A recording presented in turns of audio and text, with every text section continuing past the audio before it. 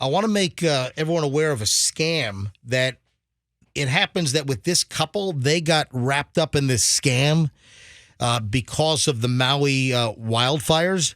But this could happen anywhere. And it's a woman that fell for and called a fake phone number for Southwest and got ripped off and had to pay a lot of money to get off the island because her Southwest flight was canceled because she called a scam number. Listen to this.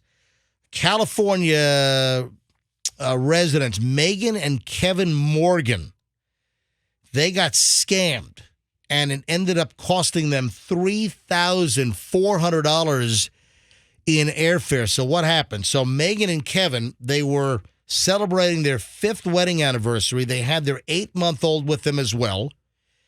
They canceled a dinner they had planned in order to return back to California. They're from Sacramento. In order to return a little earlier, and this is just before the devastating wildfires went through Maui, and it actually destroyed the restaurant that they were supposed to eat at on Front Street in Lahaina, in Maui. So they decide to leave. Megan calls Southwest Airlines and a phone number that she found online during a Google search. She didn't call the real Southwest number. Oh, no. Online, during the Google search, somehow she stumbled upon a fake phone number saying that it was Southwest. It wasn't. So she calls up. They answer Southwest Airlines. It's not. It's a total scam. She ends up giving them all kinds of information. So Megan thinks she's calling Southwest. She's not. She says the person who answered the phone says it's going to be a $200 change fee. They wanted to change their flight earlier to get off of Maui. And she said to herself, wait a minute.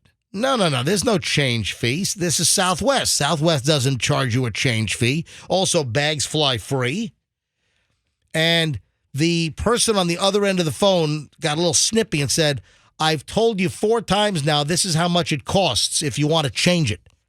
There's no change fee. So Megan said that she did not give a credit card number, hung up immediately, but gave them enough information for her to get racketeered, for her to get scammed. So she got a message on her Southwest account that the reservation for her flight home was canceled. And then she realized, oh, my God, I didn't cancel this. And then she realized that she was scammed. She called a bogus number that she searched on Google that said it was Southwest. It was not. It was a total phony. The scammer, so how'd the scam work? The scammer was able to cancel the family's flight home and then use the credits to book a flight for somebody else. What the? The scammer had the confirmation number. So the scammer was able to elicit the confirmation number like, I don't know, JX93J or whatever. Yeah, okay, fine. But Southwest should be able to easily track that, right? Well, you give a confirmation number out. When it comes back, hey, this is fraudulent. Well, not in this case. So this is like a new racket. She said, I've never heard of this. I've never heard of this scam. I'm pretty aware of certain scams that are out there and what's going on, but this is very sophisticated. And they had to stay on the island for 2 additional days. And they were getting off before the fires really got bad. And then they had to stay a couple of extra days. And they had to pay $3,400 for a Hawaiian Airlines flight. Jeez. Back to California. Pretty expensive. Unbelievable. Last minute flight? Yeah. They were going to have dinner at Chemo's restaurant on Front Street, where all the cars were torched and all the buildings were burned to the ground and just people died. I mean, it's terrible. And then for someone to scam them, it's a terrible story. Yeah, typically a change to a Southwest flight is confirmed via email, but Megan says that she didn't get one. And flight credits are usually given to the passenger of the original flight. She believes that the person who got the the flight credits might have been scammed as well as part of some kind of shell game, like moving stuff around. Anyway, Southwest said in a statement, our customer engagement team is in touch with the customer to learn more as well as offer assistance. They got to get Google and these search engines to get rid of these scam phone numbers. I know once they purge one, then another one pops up.